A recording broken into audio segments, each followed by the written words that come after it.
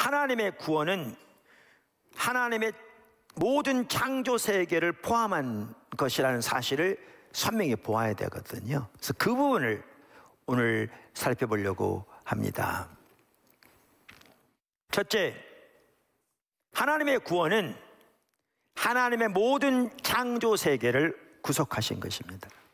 그러니까 다시 말하면 예수님의 십자가와 부활을 통한 하나님의 구원은 단순히 우리 인간들을 구원하신 것이 아니고 당연히 우리 인간을 구원하신 것이죠. 더 나아가 하나님의 모든 창조 세계를 구원하신 것입니다. 구속하신 것입니다. 이것은 참으로 놀라운 사실입니다. 자, 작은 첫 번째, 이것은 구약에서부터 예언된 하나님의 계획입니다. 이것은 구약에서부터 예언된 하나님의 계획입니다. 구약 성경에서부터 이 부분, 우리의 구원이 하나님의 모든 창조 세계를 포함한다는 이 부분이 여기저기 예언되어 있습니다. 시편에도 예언되어 있고요, 등등. 그런데 그 부분을 가장 잘 볼 수 있는 성경이 이사야서입니다. 그래서 이 시간에는 이사야서에 나오는 몇몇 구절들을 살펴보면서 구약에 나오는 바로 이 부분에 대한 예언을 살펴보기 원합니다. 2절입니다. 말일에 여호와의 전의 산이 모든 산꼭대기에 굳게 설 것이요 모든 작은 산 위에 뛰어나리니 만방이 그리로 모여들 것이라. 많은 백성이 가며 이르기를 오라 우리가 여호와의 산에 오르며 야곱의 하나님의 전에, 하나님의 집에 그 말이죠, 오르자. 그가 그 도로 우리를 가르치실 것이라. 그가 그 길로, 우리가 그 길로 행하리라. 앞에 도와 길은 같은 거죠. 하리니 이는 율법이 시온에서부터 나올 것이요 여호와의 말씀이 예루살렘으로부터 나올 것임이니라.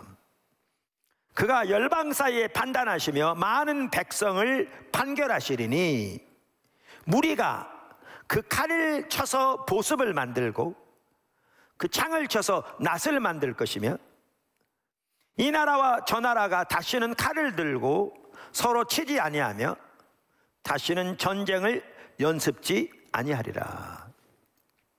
그러니까 읽은, 예를 들면 2절, 3절, 4절 잘 알죠?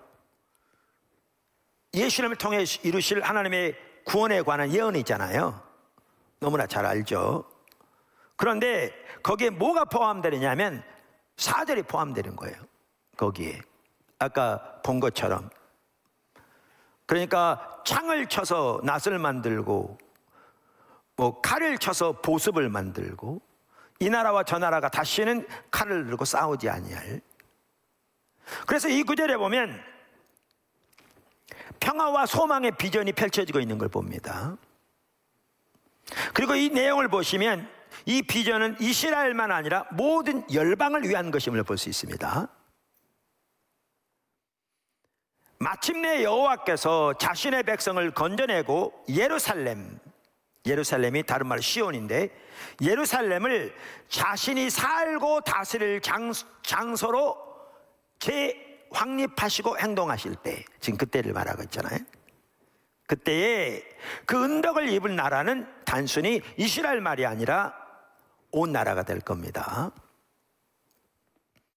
이렇게 본다면 창세기로 돌아가서 창조주 하나님께서 아브라함에게 약속하셨듯이 아브라함을 통해서 하나님은 한 백성 이스라엘을 세우신 거잖아요.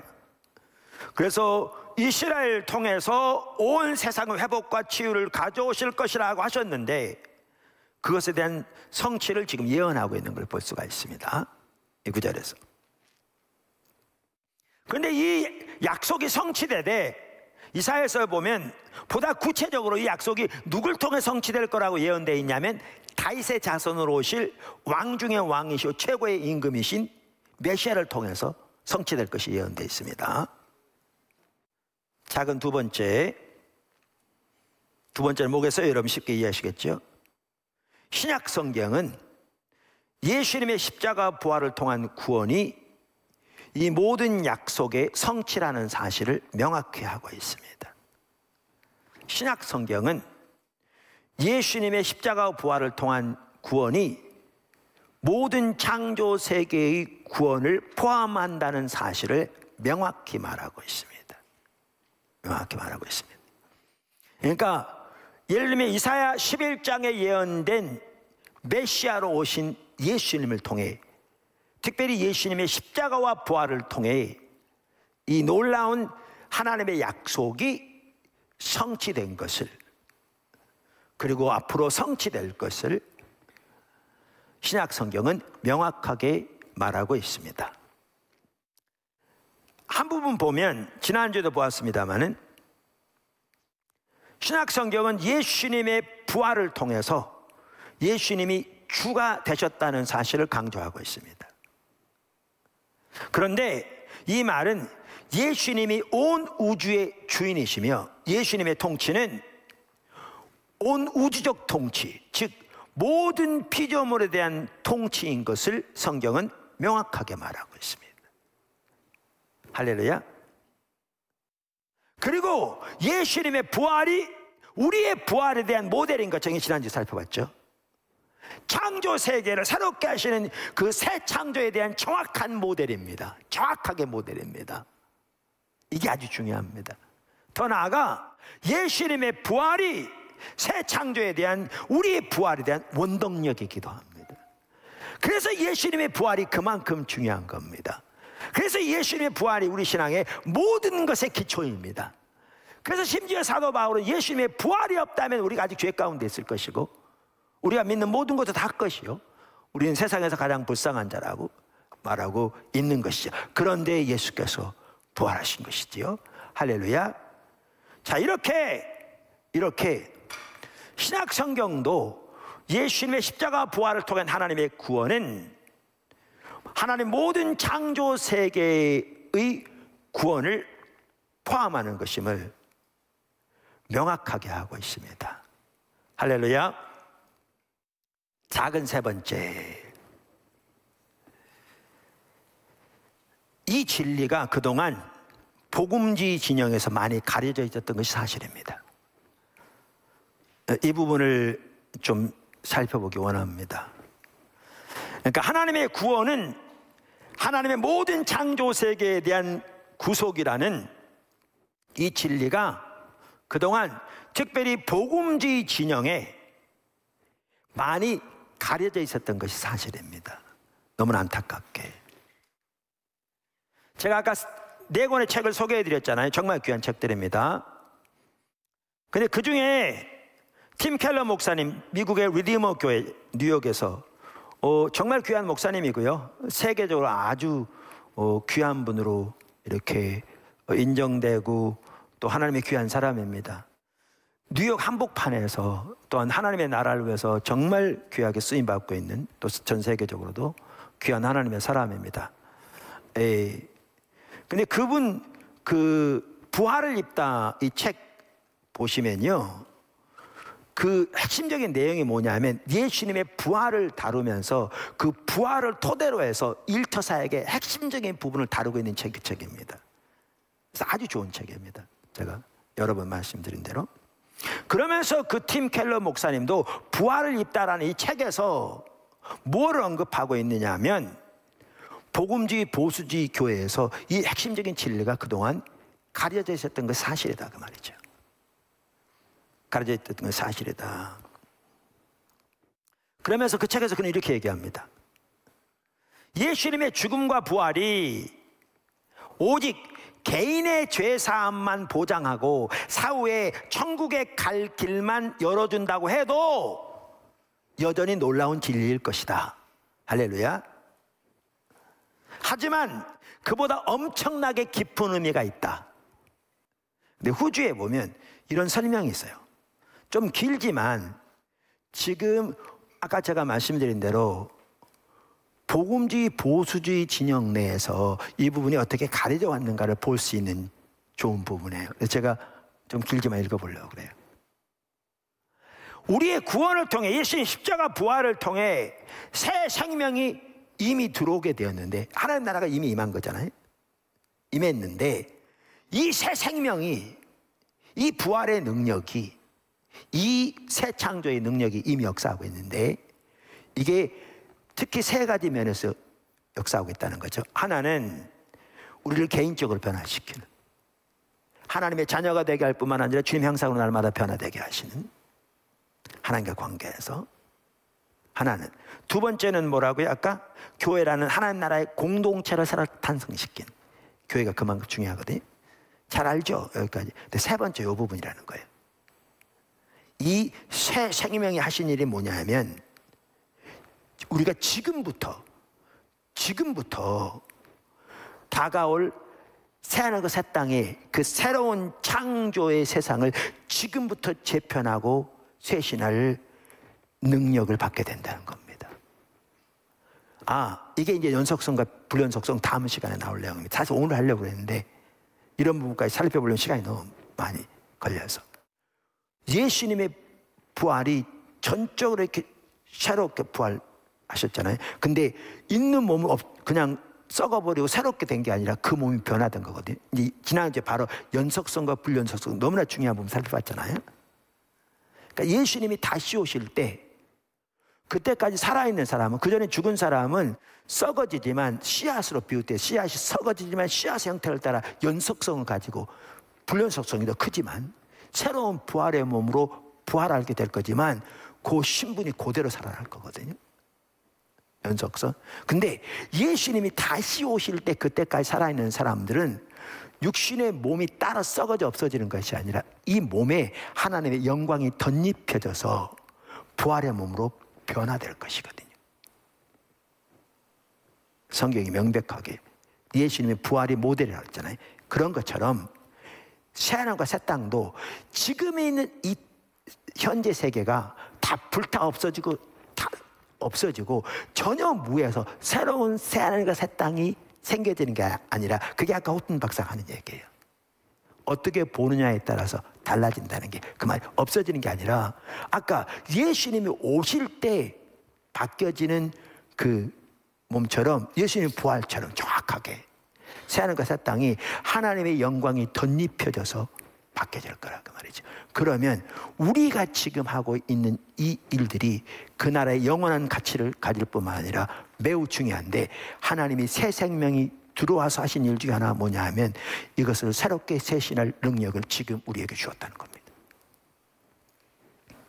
개인을 변화시키고 하나님의 공동체에 교회를 세우고 지금부터 세상을 재편하고 쇄신할 능력을 이 새 생명이 주셨다는 겁니다. 이런 부분들이 그동안 가려져 있던 부분이라 그 얘기에 제 얘기는 이런 부분들이. 그래서 이와 같이 우리는 뭘 볼 수가 있느냐 하면요, 뭘 볼 수가 있는가 하면, 하나님의 예수님의 십자가 부활을 통한 구원은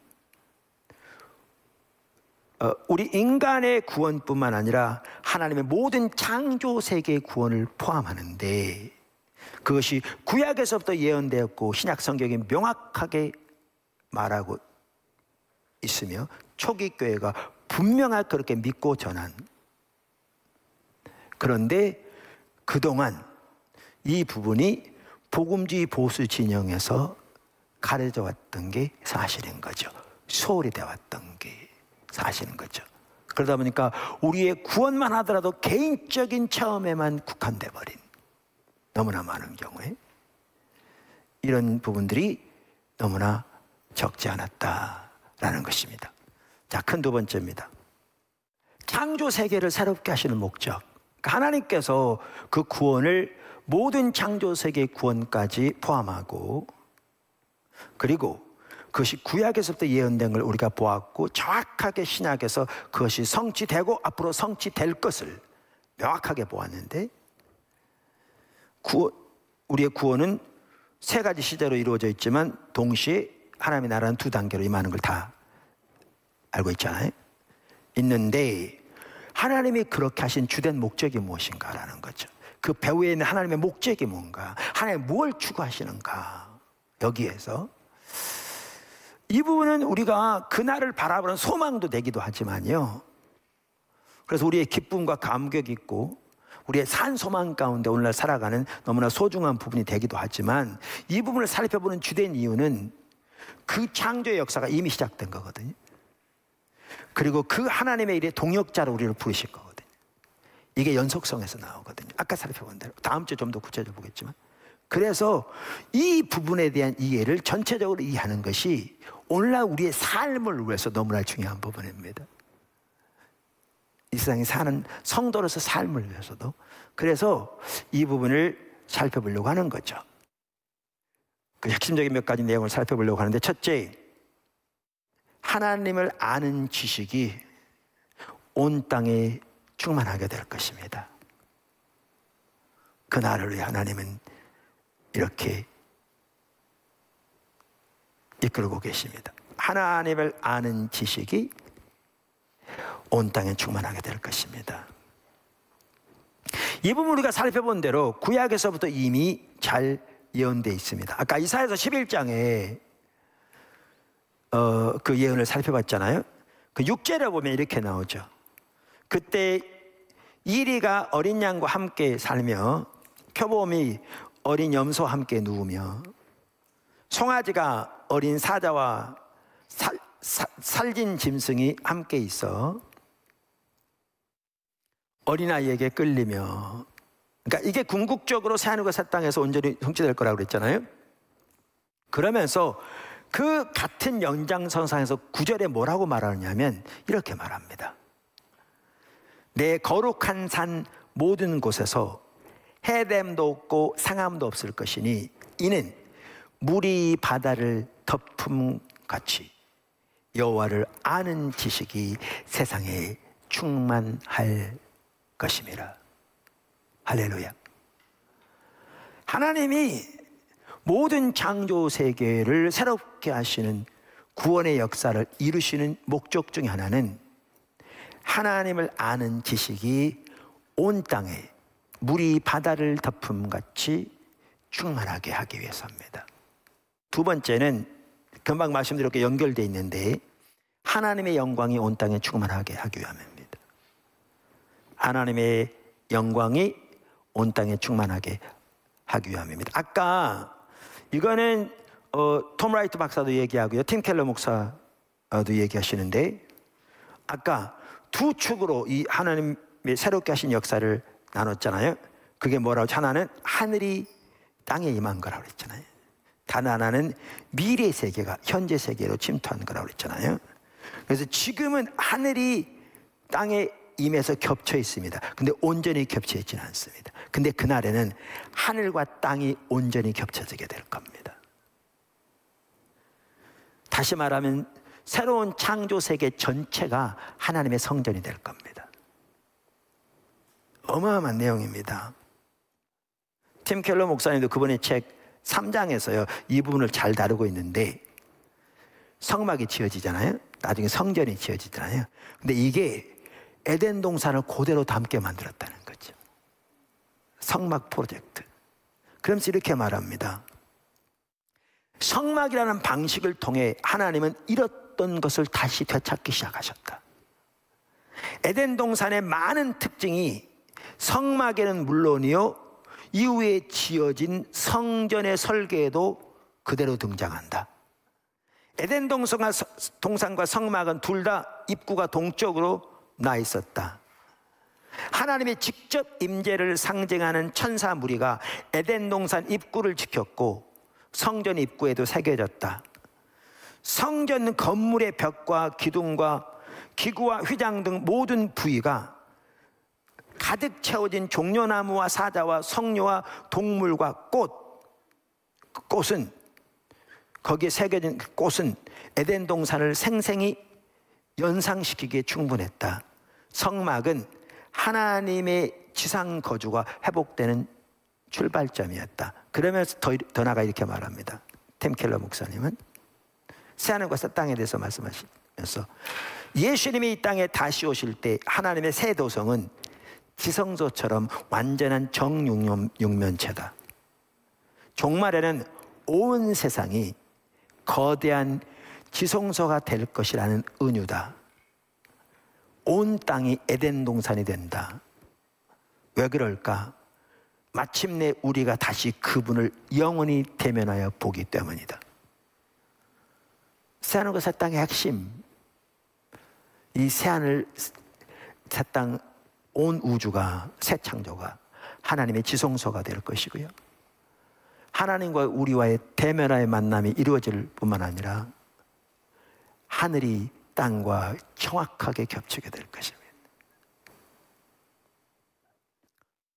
세 번째인가요? 작은 세 번째. 그날에는 하나님의 완전한 통치가 있을 것입니다. 모든 피조물에 대한. 다 연결되어 있습니다. 우리가 이미 이 부분은 오늘도 살펴봤습니다. 빌립보서 2장 9절에서 11절 살펴보면서 하나님께서 예수님을 주로 부활을 통해 높이시고 드러내시되 확실하게 그 주님의 주되심이 모든 피조 세계를 포함하는 것을 조금 아까도 언급했습니다. 근데 그것이 지금 온전히 성취된 게 아닙니다. 그래서 히브리서 1장 13절, 히브리서 10장 12절 13절에 보면 하나님께서 모든 원수로 예수님의 발등상이 되게 하기까지 하나님 보좌 우편에 앉아 있으라고 말씀하시죠. 그리고 그 예수님이 다시 오실 때 그 모든 원수가 다 멸하여질 겁니다. 마지막 멸하여질 원수는 죽음입니다. 죽음입니다. 죽음은 다른 세계로 가는 어떤 단순한 통로도 아니고요, 성경에 말하는 죽음은 최종적으로 극복돼야 할, 멸망돼야 할 원수입니다. 이게 하나님의 관점입니다. 이런 사고 관점에 대해서는 또 우리가 살펴볼 겁니다. 그러면서 이것이 최종적으로 완성될 날이 주님이 다시 올 날입니다. 아까도 읽었습니다. 그래서 한 번만 다시 그 구절만 읽는다면 고린도서 15장 28절, 만물을 그에게 복종하게 하실 때에는 아들 자신도 그때 만물을 자기에게 복종하게 하신 이에게 복종하게 되리니 이는 하나님이 만유의 주로서 만유 아래 계시려 하심이라. 그날에는 하나님이 만유의 주로서 만유 아래 계시며 하나님의 만유의 통치가 실제적으로 이루어질 것입니다. 그날에는 하나님이 구약에서 예언하셨던, 마지막으로 하나님이 왜 창조세계, 모든 창조세계가 하나님의 구원에 포함되는가, 그 목적이 무엇인가, 지금 몇 가지를 살펴보는데 마지막으로 모든 창조세계 회복이 있을 겁니다. 거기에 모든 창조세계 회복이 있을 것입니다. 당연히 우리도 부활하게 될 것입니다. 썩지 않을 부활의 몸으로. 그리고 하나님께서 예비하신 모든 유업을 당연히 받게 될 것입니다. 우리는 영원히 거기에서 살게 될 것입니다. 거기엔 죽음도 사탄도 사망도 더 이상 존재하지 않습니다. 근데 그것뿐만 아니라 거기에는, 잘 들으십시오, 하나님의 모든 정의가 회복될 겁니다. 그 나라에는 진정한 관계가 처음 하나님께서 아담과 하와를 창조하셨을 때처럼 관계가 회복될 겁니다. 그 말은 하나님과 사람과의 온전한 관계가 회복될 뿐만 아니라 사람과 사람 사이의 온전한 관계도 회복될 것이고 사람과 자연세계와의 온전한 관계도 회복될 것을 말합니다. 그리고 그날에는 아름다움도 온전히 회복될 것입니다. 이 모든 창조 세계에 대한, 하나님이 의도하셨던 모든 창조 세계에 대한 하나님의 뜻과 목적 온전하게 회복되어질 것입니다. 그래서 우리 모두가 정말 이 위대하신 주님의 구원, 또 우리를 향한 그 위대한 사랑, 또 소명, 우리의 목표, 또 이 시대를 향한 하나님의 음성, 우리가 듣고 순종함으로 정말 하나님의 놀라운 그 뜻이 우리 가운데 우리를 통해서 이루어지고 우리가 그 미래의 승리를 오늘 마음껏 맛보면 땅에 임한 하늘의 능력을 힘입어 살아가는 저와 여러분이 되기를 주님의 이름으로 축원합니다.